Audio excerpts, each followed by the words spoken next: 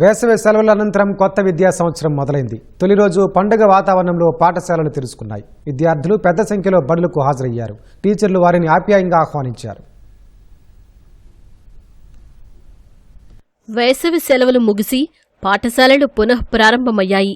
తొలి రోజు ప్రభుత్వ, ప్రైవేటు పాఠశాలల వద్ద సందడి నెలకొంది.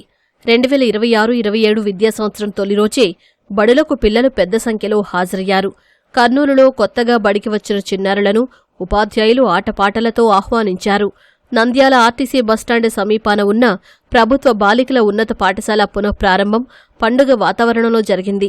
నంద్యాలకు చెందిన సేవా సంస్థ మన ఊరు మనబడి మన బాధ్యత పేరిట బాలికలకు స్వాగతం పలికింది. డ్రమ్ములు వాయిస్తూ విద్యార్థులతో కలిసి టీచర్లు నృత్యం చేశారు.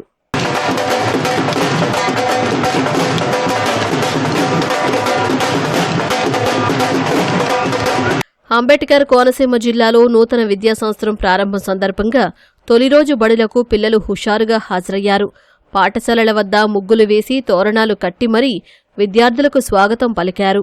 జిల్లాలో 1551 సర్కారు బడులు ఉండగా సుమారు 40% మంది పిల్లలు తొలి రోజు బడులకు వచ్చినట్లు అధికారులు తెలిపారు. పాఠ్యపుస్తకాలు, డిక్షనరీలు విద్యార్థులకు ఇచ్చేందుకు సిద్ధం చేసినట్లు తెలిపారు. ఆత్రేయపురం మండలంలో ప్రధాన ఫౌండేషన్ ప్రభుత్వ పాఠశాల ప్రధానోపాధ్యాయుడు చింతా శ్యామ్కుమార్ పాఠశాల ప్రారంభోత్సవం సందర్భంగా మనబడి మన పండుగ కార్యక్రమాన్ని వినూత్న రీతిలో నిర్వహించారు. ఉదయమే చిన్నారుల ఇంటికి వెళ్లిన శ్యామ్ ప్రత్యేకంగా తయారు చేసిన మనబడి మన పండుగ కిరీటాన్ని వారికి ధరింపజేశారు. తర్వాత మంగళ వాయిద్యాల మధ్య విద్యార్థులను పాఠశాలకు తీసుకొచ్చారు.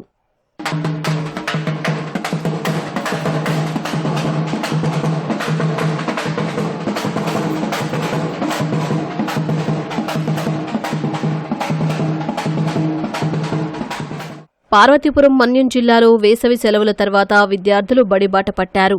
మామిడి తోరణాలు కట్టి ఉత్సాహకరమైన వాతావరణంలో ఉపాధ్యాయులు బడిలోకి పిల్లలను ఆహ్వానించారు.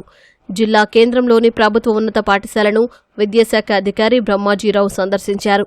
పాఠశాలలో కొత్తగా ప్రవేశం పొందిన విద్యార్థులను అభినందించారు. వారికి చాక్లెట్లు అందించి ఉత్సాహపరిచారు.